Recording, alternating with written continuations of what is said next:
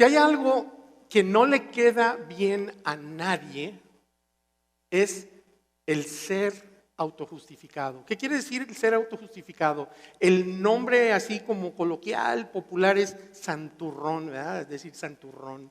Pero autojustificado, ¿qué quiere decir? Es una actitud que realmente todos deberíamos de evitar. Es una actitud, el ser autojustificado es creerse, termina alguien creyendo, alguien que es autojustificado termina creyendo que es superior a los demás. ¿Y por qué? Porque siente que está en lo correcto, ha adoptado una idea con la cual se autojustifica como persona, ¿no? Y entonces yo soy superior a ti porque tú tienes tal y tal problema, ¿verdad? Yo ese problema, yo no lo... Y es mal, ese problema está mal. Tú estás mal porque tienes esta situación y esta otra situación. Y eso al final del día termina posicionándonos a nosotros como alguien del bien y a la otra persona como alguien del mal, ¿no? Si conoces tú a alguien que actúa así o que actúa de esta manera, tú simplemente lo sientes cuando esta persona entra en la habitación, ¿no? ¿Y cómo sé yo tanto de esto? Pues es que yo tengo demasiada experiencia en este tema de la autojustificación y sus efectos sobre mi interacción con las personas. En un minuto más voy a hablar un poquito sobre el tema, pero desafortunadamente resulta que las personas autojustificadas rara vez son autoconscientes, ¿verdad? Nunca saben ellos que cuando entran en la habitación y ellos comienzan a hablar y comienzan a juzgar, todo el mundo se siente un poquito rechazado y un poquito condenados. No se dan cuenta de que están mostrando ese tipo de actitud, ¿verdad? Pero la tienen. Y todos saben que la tiene esta persona, pero ellos no saben que la tienen. Y generalmente no saben que llevan bien puesta la autojustificación. Los demás saben que se la puso y que la trae bien puesta, pero ellos no lo saben.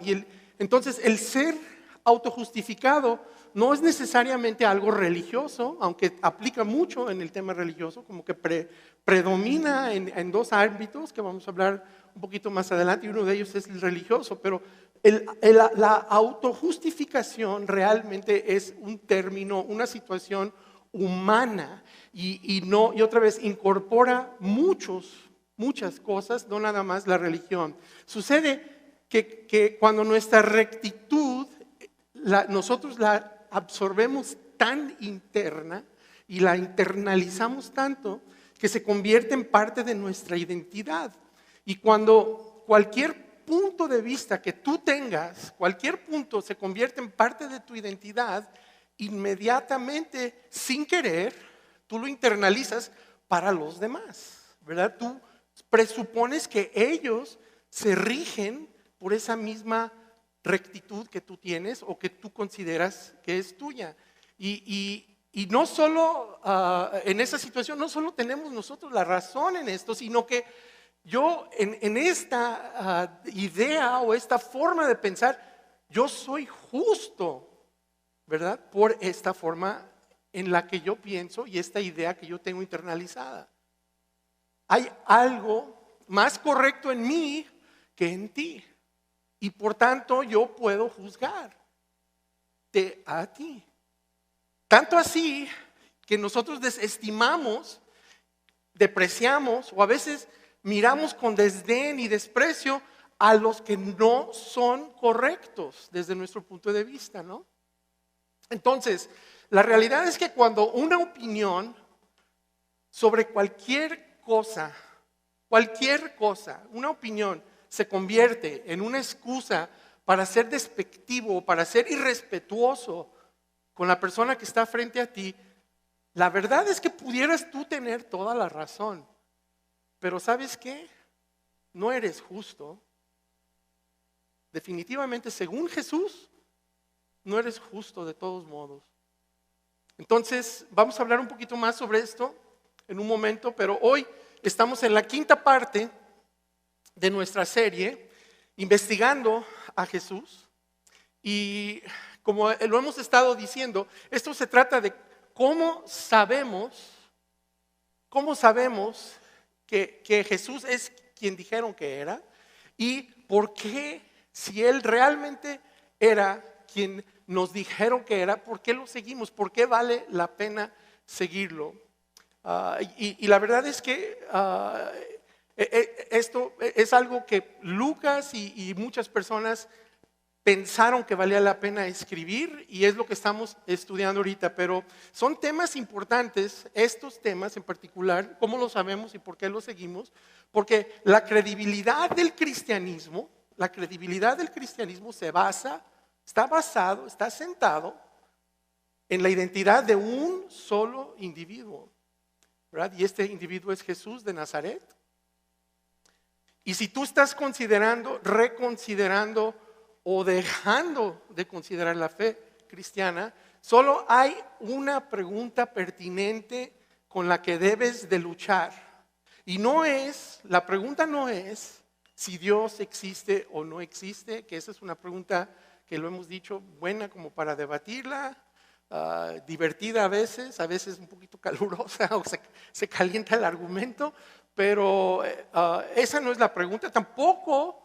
La pregunta es si la Biblia es verdadera o no, ¿verdad? Tampoco esa es la pregunta.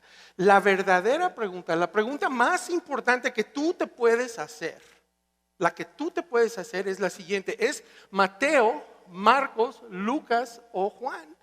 O Juan, y lo hemos enfatizado todas las veces porque ese O no es I, es O. ¿Por qué O Juan? Porque cualquiera de ellos que sea un relato confiable de eventos reales, cualquiera de esos es suficiente como para que nosotros nos sentemos derechitos, erguidos y pongamos atención qué es lo que está diciendo ese relato confiable y verdadero sobre Jesús.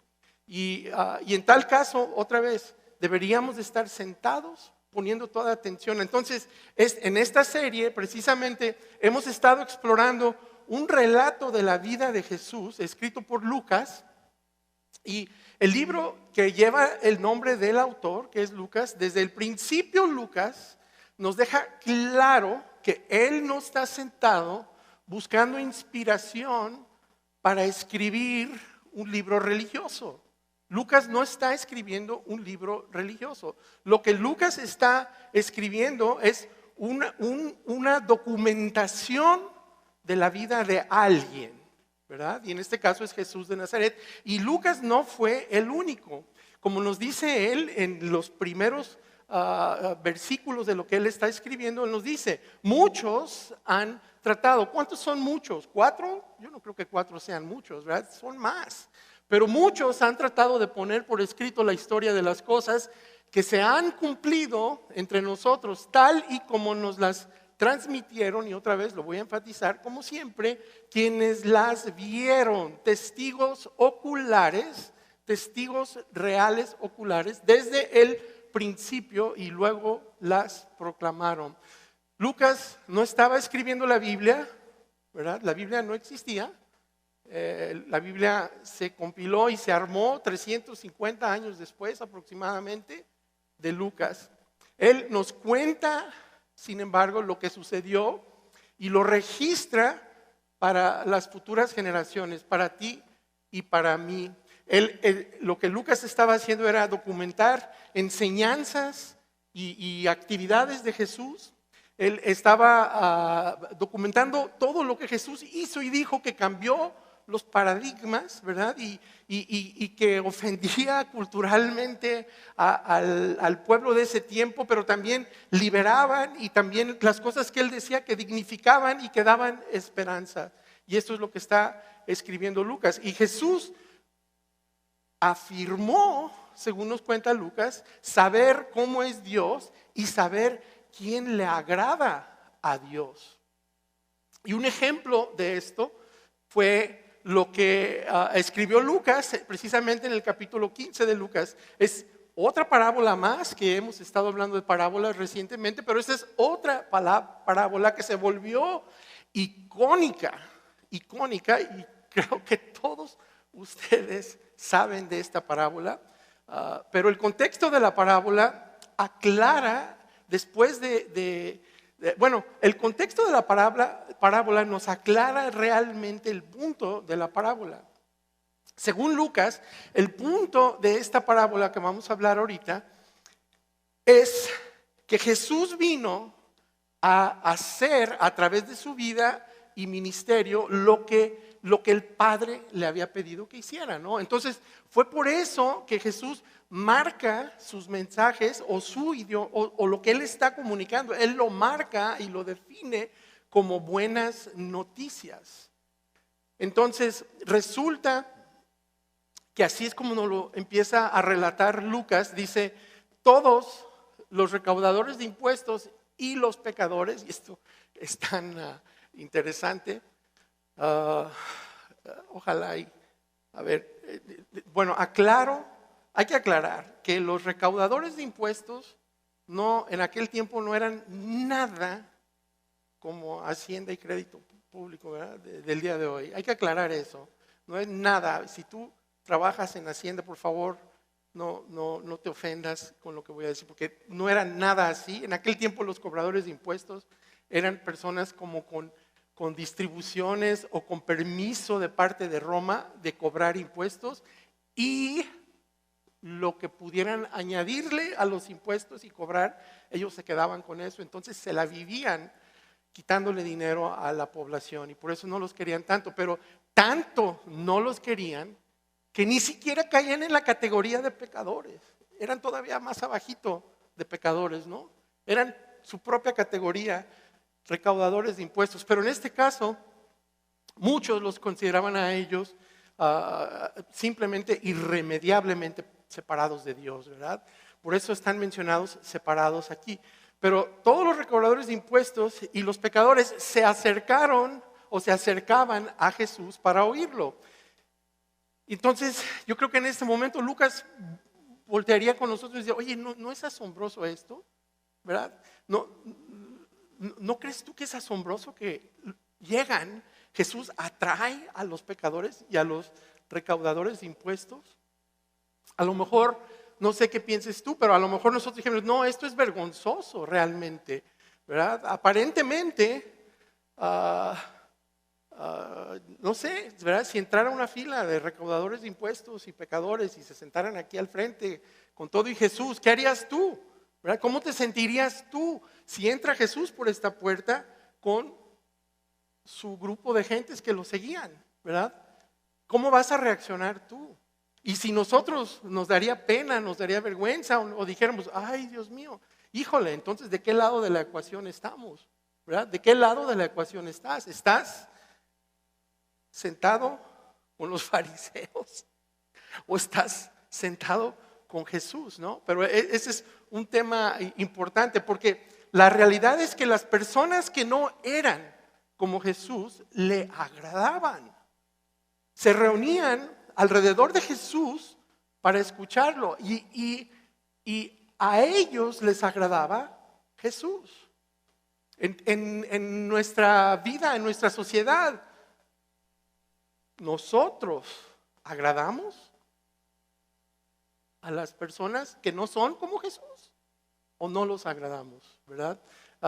Hay que cuestionar estas cosas, ¿no? Pero Él era justo, Jesús era justo, pero Él no era autojustificado, ¿verdad? Él no se autocalificaba como justo, porque Él hacía que los injustos se sintieran atraídos hacia Él, ¿verdad? Él no andaba juzgando a los injustos. Jesús era buenas noticias. Entonces continúa Lucas y dice, pero los fariseos y los maestros de la ley, se quejaban, palabra interesante, ¿verdad? Se quejaban, murmuraban, ¿verdad? En otras traducciones, murmuraban. Y ellos decían algo así como esto, ¿no? Ellos decían, si este maestro, a ver si no les suena conocido o familiar la sensación de lo que voy a decir, ¿no? Pero si este maestro, si él fuera realmente de Dios, estas personas lo evitarían, porque ese era su concepto de Dios, ¿verdad? Lo evitarían, como nos evitan a nosotros. Él de seguro está diluyendo la Torá y por eso lo siguen, ¿no? Pero vamos viendo qué es exactamente lo que dice Lucas, ¿no?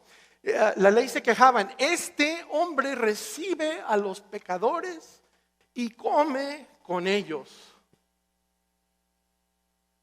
Ellos pensaban que si Jesús era Dios, Él evitaría a los pecadores y no los recibiría, ¿no? Y esto es por qué juzgaron o por qué hablaban así de Jesús, por un fenómeno que se llama, que lo manejamos todos nosotros, que es la culpabilidad por asociación. Tenemos hasta una frase en el español, ¿no? Dime con quién andas y te diré quién eres, ¿verdad? Entonces la culpabilidad por asociación es lo que ellos estaban usando aquí, pero la verdad, déjenme decirles, si Jesús estuviera preocupado por la culpabilidad por asociación, se habría quedado en el cielo, no hubiera bajado a este lugar, ¿no? Pero en este caso en particular, todos estaban ahí, estaban los autojustificados, ¿verdad? Los santurrones, los fariseicos o farisaicos, y estaban los pecadores y los cobradores, los injustos también. Entonces, vamos entrándole a la historia y aquí está, pero antes nosotros vamos posicionándonos dentro de esta historia. Vamos haciendo con una pregunta, ¿cuál eres tú? ¿Tú cuál eres? ¿Tú de qué lado te alineas, no? Les voy a pedir que levanten las manos ahorita, pero para que vean, yo lo voy a hacer primero, ¿verdad? Pero si tú te inclinas hacia la autojustificación y tiendes a pensar, ¿qué onda con estas personas? ¿Qué pasa con ellos? ¿Por qué están actuando así? ¿Por qué no hacen esto? ¿Por qué no hacen lo otro? ¿Por qué no hacen esto? Si tú eres ese tipo de persona y te inclinas hacia los fariseos, levanta la mano. Yo la voy a levantar porque yo tiendo a estar así, ¿verdad? Hay 2 o 3 que, bueno, gracias por la honestidad, ¿verdad? Ahora, el otro grupo, que es el grupo de los injustos, ¿verdad? Que piensa, Dios puede que me ame, no sé, no estoy seguro, pero tampoco sé si yo le gusto a Dios. Yo toda mi vida me han dicho que si yo me comporto de esta forma, Dios no va a tener nada que ver conmigo o peor tantito me va a castigar. Yo me siento distante de Dios en estos momentos. Ni siquiera, es más, no sé ni siquiera si acepto que Él existe o no existe. Y si tú te inclinas de esa manera, levanta la mano. Levanta la mano. Bien. Entonces, son 2 grupos diferentes que están ahí ese día. Pero la realidad es que ambos grupos están confundidos acerca de cómo es Dios realmente y a quién le gusta a Dios. Entonces, para explicarlo, Jesús se sienta y les cuenta 3 parábolas sobre 3 cosas valiosas. Ese es el contexto de las parábolas, que desaparecen, cosas valiosas que desaparecen o se pierden. Y comienza con una pregunta a la que todas las parábolas responderán de la misma forma, ¿no? Entonces comienza él diciendo así, dice, supongamos que uno de ustedes tiene 100 ovejas y pierde una de ellas, ¿verdad? Supongamos que uno de ustedes tiene 100 ovejas y pierde una de ellas. La respuesta natural que viene en la escritura es, pues voy a ir a buscarla, ¿no? Aunque a lo mejor ustedes y yo no sé, como no tenemos ovejas, como vivimos en otra época y en otro tiempo, y no podemos relacionarnos, realmente se perdió una oveja, pues total, tengo 99, ¿no? no sé de qué tanto me preocupo, pero vamos poniéndolo en términos más actualizados. Hagan de cuenta, vamos hablando en términos de qué, de tarjetas de crédito y de niños, ¿verdad? Estamos hablando de esas dos cosas. A ver, ¿verdad? Cuando perdemos algo de valor, nosotros no nos consolamos con lo que queda, con lo que está no perdido, ¿verdad? Nunca vamos a decir, ¿sabes qué? No tengo mi Visa, mi Mastercard, y mi hijo de 5 años no los tengo, aunque pues aquí tengo mi American Express y pues mi hijo de 8 años, aquí está. ¿Cuál es el problema? ¿Verdad? Nadie nunca va a decir eso. Nadie. Y tampoco, entonces para entender las 99 y la una, y por qué alguien va a dejar la 99 para ir por una, Jesús nos explica y Jesús nos interpreta de lo que se trata la parábola. Y dice lo siguiente, les digo que así es también en el cielo. Habrá más alegría por un pecador que se arrepiente que por 99 justos que no necesitan arrepentirse.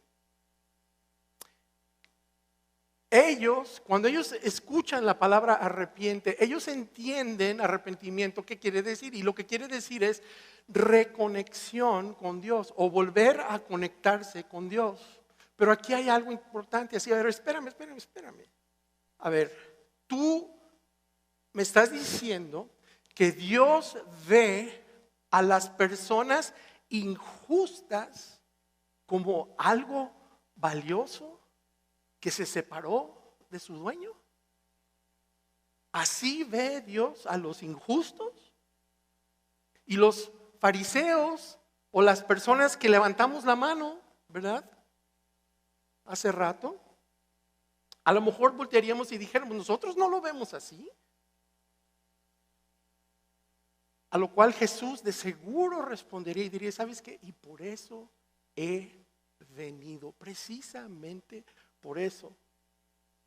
Aquellos de nosotros que nos inclinamos hacia la autojustificación, de seguro nos preguntaría, ¿es así como ves a las personas que no son tan derechas, tan rectas, tan justas como tú? ¿Como algo valioso que está desconectado de Dios? O a lo mejor los ves como alguien que no es, y aquí va una curvita, que no es tan de izquierda como tú, ¿verdad? Ya pensando en internalizar una ideología u otra y juzgar a los demás en base a la ideología que yo tengo. ¿Por qué evitamos tanto las discusiones de religión y de política? ¿Saben por qué? Porque en esas dos áreas en particular, nosotros tendemos a comprar, tendemos a identificar nuestro propio punto de vista y nos autojustificamos por ese punto de vista y juzgamos a los que no comparten ese punto de vista. Y es importante tomar nota de esto. Pero luego Jesús hace algo extraordinario y que nosotros por lo general lo pasamos de alto, y esto es tan importante y tan excepcional lo que hace Jesús. Él dice, o supongan que una mujer, una parábola sobre una mujer, ¿cómo? Para ti, para mí esto es normal, no es lo que hacemos, ¿verdad? A veces hombre, a veces mujer, y esto es muy normal, pero en aquellos tiempos esto no era normal. Las mujeres no tenían el valor y el lugar en la sociedad que hoy tienen. Y Jesús hace algo tan extraordinario porque fíjense lo que hace. Jesús toma a alguien que ni siquiera podía opinar, las mujeres no podían opinar en el contexto de una discusión religiosa en aquellos tiempos.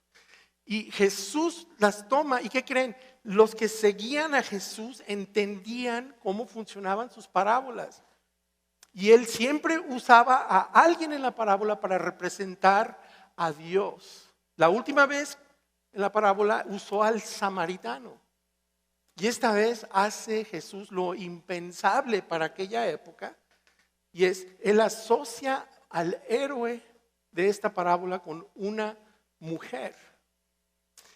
La verdad es que si todas las mujeres pudieran conocer el significado de las palabras de Jesús para ellas, para ustedes, yo estoy seguro que todas y cada una de ustedes estaría agradecida y enamorada de Jesús.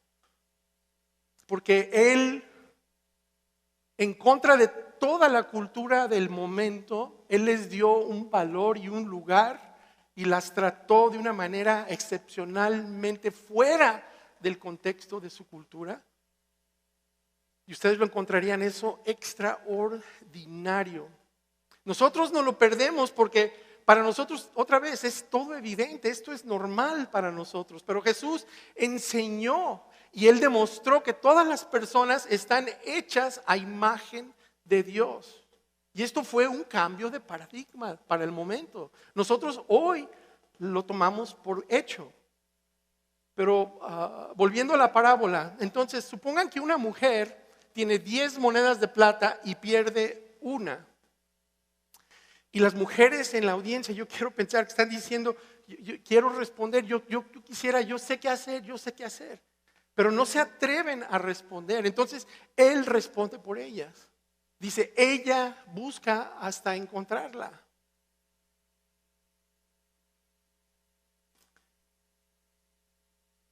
Entonces, cuando Jesús cuenta esta parábola, llega y la subraya con la parábola famosa de la que hablamos al principio. La de un hombre rico que tenía 2 hijos. Y el hijo menor estaba esperando que su padre se muriera. Entonces, el padre no se muere, sigue vivo y seguía envejeciendo. Entonces, el hijo menor pierde la paciencia con este padre y le dice, padre, dame la parte de la herencia que me corresponde. Y en ese momento yo me imagino que ambos grupos, ¿verdad? Los autojustificados y los injustos que están ahí escuchando, ambos grupos se levantan y dicen, ¿desea que su padre muera? No puede ser. Y eso es como un asesinato casi, ¿no? Entonces deberían de apedrearlo, me imagino que están pensando ellos, ¿no? Y el maestro narrador, quien es Jesús, continúa y dice, así que les repartió sus bienes. ¿Cómo? Espérate, ¿por qué? Lo deberían de haber apedreado a este muchacho. ¿Pero por qué? Y las otras 2 parábolas nos lo dicen. Porque para el padre su hijo estaba perdido y el padre quería recuperarlo. El hijo estaba perdido para él en términos de su relación. Así que lo dejó ir, lo deja ir. Y el hijo menor toma el dinero, huye, se va, lo gasta. Gasta él literalmente en meses lo que el papá se tardó medio siglo en acumularlo probablemente. Y finalmente el hijo termina en bancarrota. Y luego resulta que hay una hambruna en la tierra. Y las hambrunas en aquel tiempo no son como las de nosotros, ¿verdad? Donde vamos y vaciamos, compramos un montón de papel del baño y un montón de botellas de agua cuando nos dicen se van a encerrar. No, en aquel tiempo las hambrunas era, si tú no lo tienes, no va a haber. No hay ningún Sam's, Walmart o Soriana a donde puedas ir. Entonces, el hijo consigue un trabajo como granjero de cerdos. O sea, Dios está llevando a este hombre a profundidades más bajas y más bajas y más bajas, porque el público al que él está hablando, este público considera los cerdos una de las cosas más inmundas que pudiera existir. Y comienza él a ser granjero de cerdos, estaba muriéndose de hambre, nadie lo ayudaba. Y entonces la audiencia, yo estoy seguro que la audiencia está ahí sentado diciendo, pues sí, está cosechando lo que sembró, ¿verdad? Qué bueno. Quiso matar a su papá agarra su herencia, la malgasta. Claro que sí. Y Jesús en ese momento los tiene a todos así como en la orilla de su asiento, escuchando lo que está pasando. Y la verdad, en este momento de la parábola es la primera vez que ambos grupos se ponen de acuerdo en algo, en el merecido de este hijo ingrato. Y comienza Jesús y les dice, y un día el hijo menor recapacita y piensa, ¿qué estoy haciendo?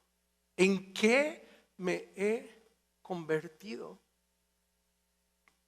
Y la verdad es que tal vez, a lo mejor, tú estés haciéndote la misma pregunta. A lo mejor tú estás en una situación donde te haces esa misma pregunta. Y a lo mejor por eso estás escuchándonos en línea, a lo mejor por eso estás aquí.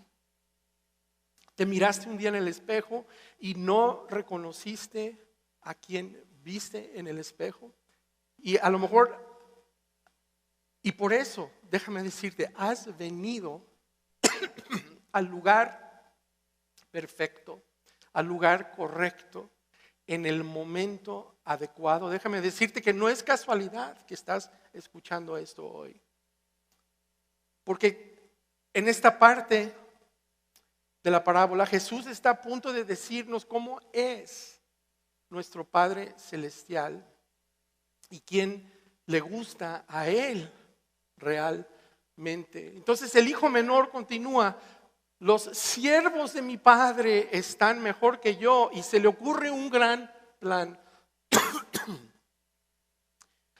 El plan es este, dice, me pondré camino a casa de mi padre y le diré, Padre, he pecado contra el cielo y contra ti. Así que se fue a casa de su padre. Y en el camino el hijo va ensayando el discurso, va ensayando lo que va a decir.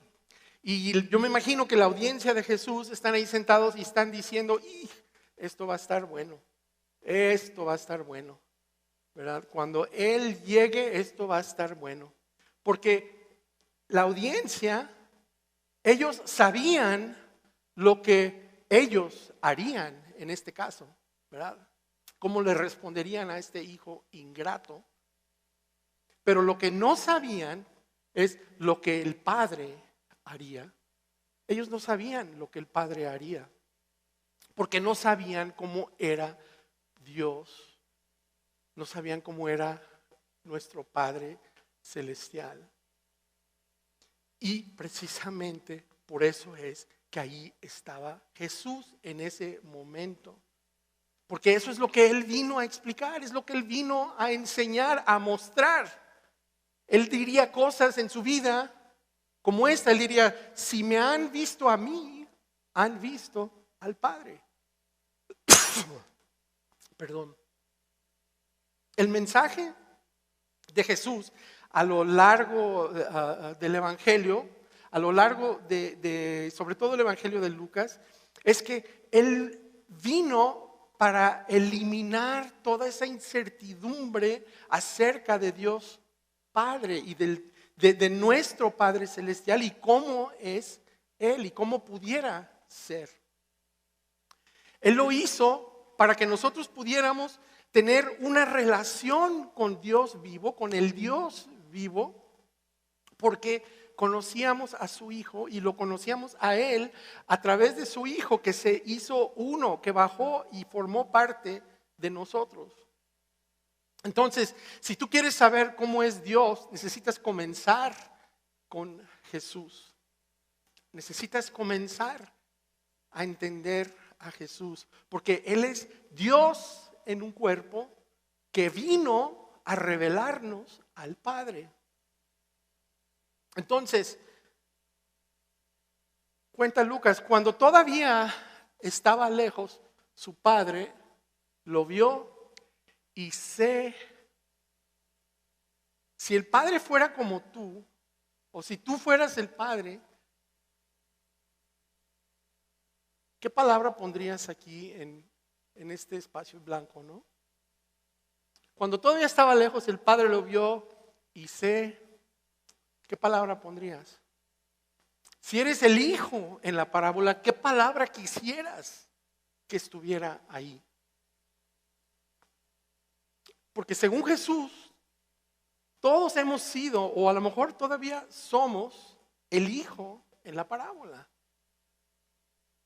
En alguna temporada de nuestra vida, todos hemos estado perdidos para Dios. Cuando el padre lo vio, su padre lo vio y se compadeció de él.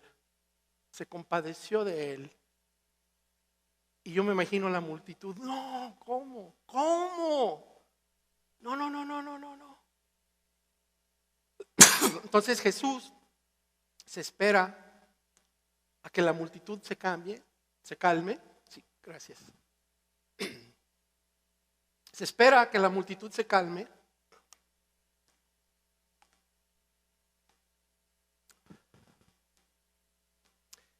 Y luego empuja, yo me imagino que empuja a la audiencia, ¿verdad? Y la agarra y dice, te voy a llevar hasta el límite de tu capacidad. Y les dice lo siguiente, salió corriendo a su encuentro, lo abrazó y lo besó. ¿Cómo? No, inmundo, estaba con los cerdos. ¿Cómo lo abrazas? ¿Cómo lo besas? No puede ser. Eso es inconcebible. Es una cosa repugnante para la audiencia, ¿no? Y entonces el hijo menor voltea con el padre y le dice, Padre, he pecado contra el cielo y contra ti. Ya no soy digno, está diciendo. Y el padre ni siquiera lo está escuchando. El padre inmediatamente dice, pronto, traigan la mejor ropa y vístanlo. Pónganle un anillo en el dedo y sandalias en los pies. No sé ustedes, pero ¿saben cómo a lo mejor respondería yo? Yo creo que yo diría, a ver, espérame, no, vamos demasiado rápido, no, deberíamos de esperar un poquito, ¿no? Antes de que le des todas estas cosas, mira, ya ves qué voluble es tu hijo, ¿no? Un día quiere de otro día no quiere. Vamos dándole unas 2, 3 semanas, un mes, 2 meses, ¿no? Para ver si realmente cambió su corazón, ¿verdad? Hay que darle tiempo. Y el padre en la parábola de seguro nos diría esto, ¿sabes qué? No, esto no se trata de su comportamiento, esto se trata de nuestra relación rota, que está restableciéndose, está siendo restaurada. Porque este hijo mío estaba muerto y ahora ha vuelto a la vida. Se había perdido y lo hemos encontrado. Y esto tan importante es el punto mayor del día de hoy.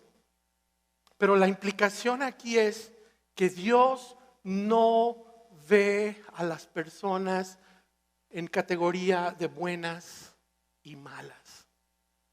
Él ve personas perdidas y personas encontradas.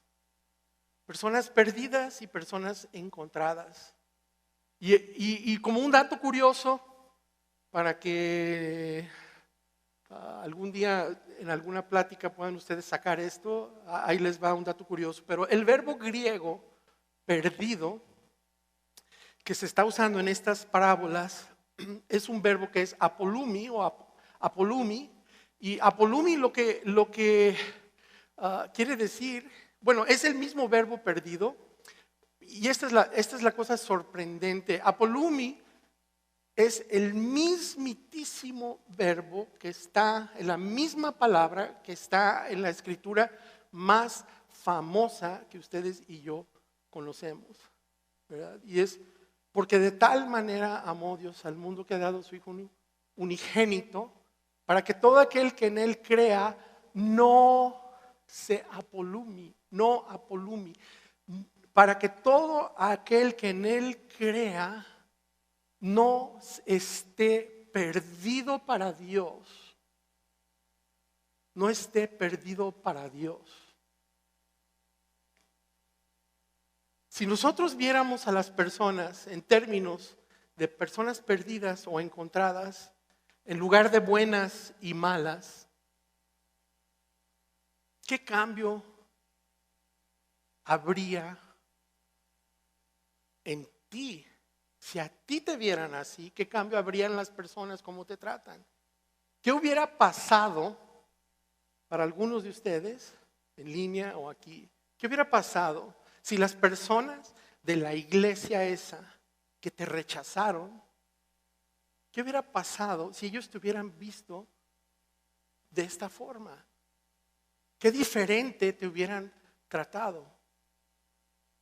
¿Verdad?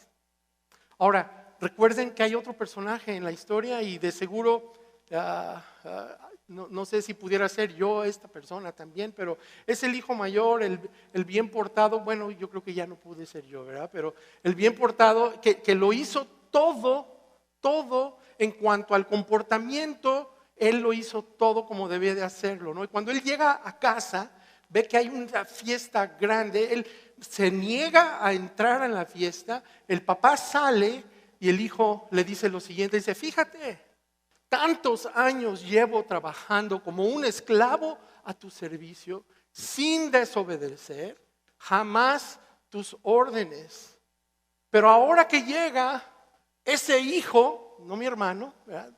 Ese hijo tuyo que ha malgastado tu fortuna con prostitutas, resulta que mandas matar al ternero gordo para celebrarlo.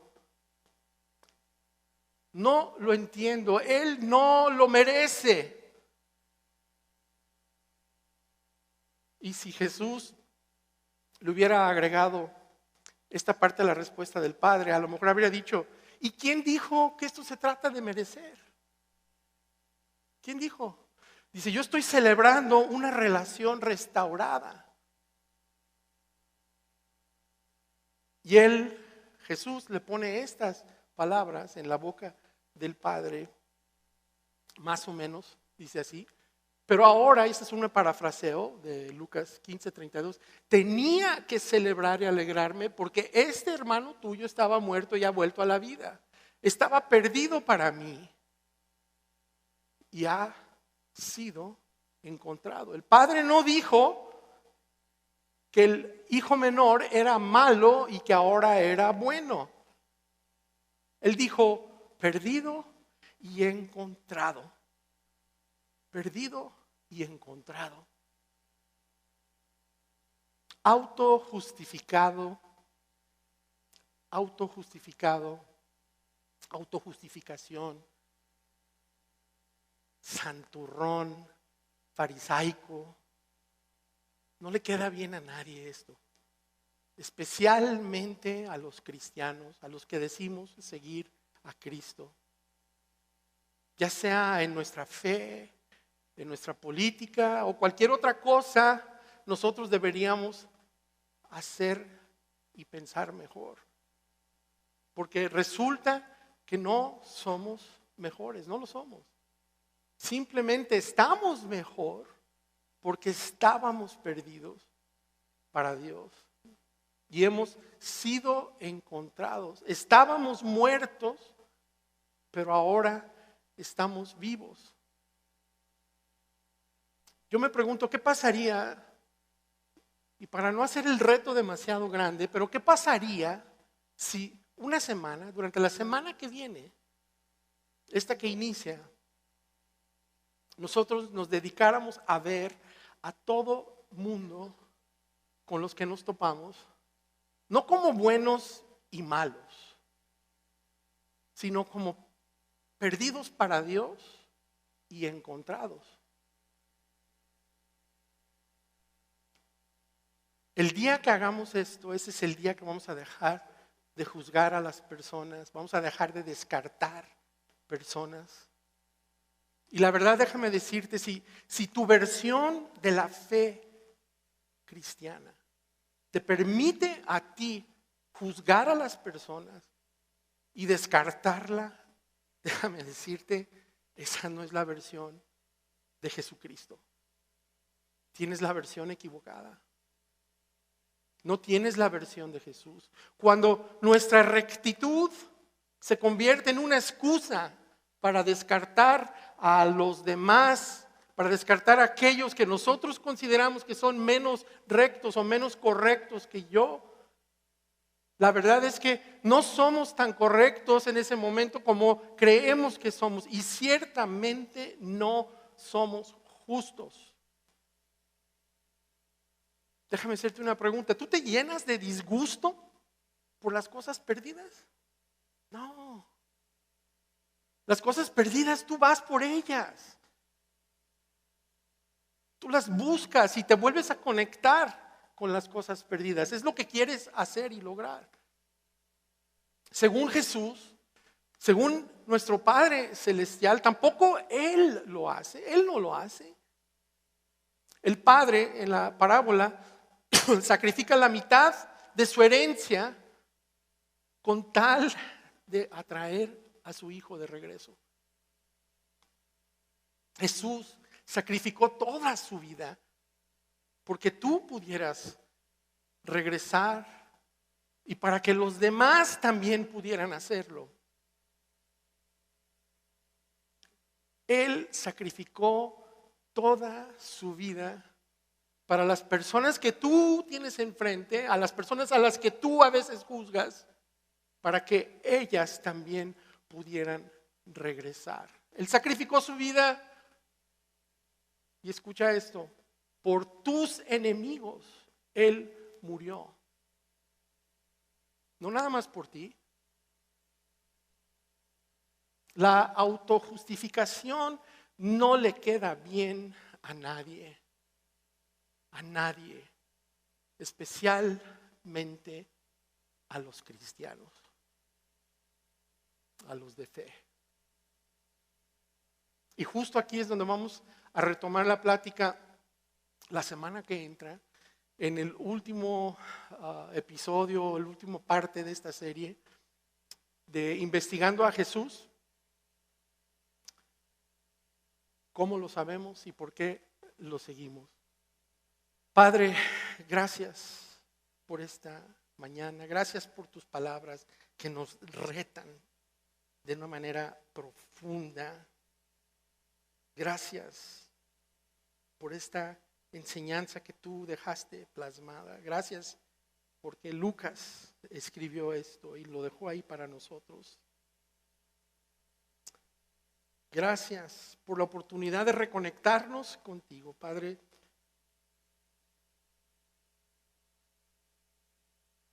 Gracias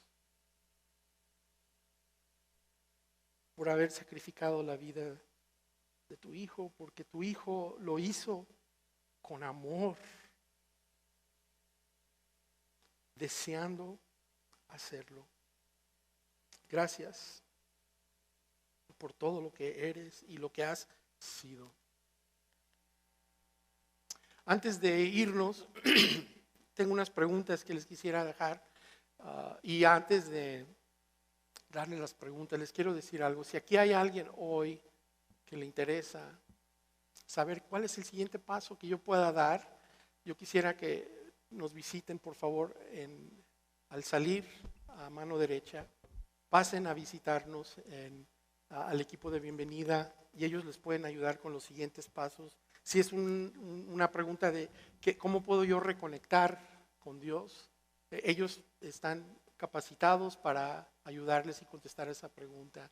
Pero esta es una oportunidad increíble que tú tienes de reconectarte. Pero todos, te incluyo a ti, incluyo a los de fe, los que están considerando fe, todos necesitamos dejar de considerar y de marcar a las personas como buenas y malas, porque así no va, eso solo genera juicio y así no va. Pero vamos haciendo las preguntas. La primera pregunta, ¿hacia qué lado te inclinas? ¿Autojustificado o injusto? ¿Tú qué eres? ¿Te sientes que no mereces o te sientes que lo mereces todo y que nadie más lo merece? Pregunta número 2, ¿por qué? Pregunta 2, ¿por qué nos apresuramos a juzgar a algunas personas o a ciertos tipos de personas y descartarlas. ¿Por qué? ¿Por qué?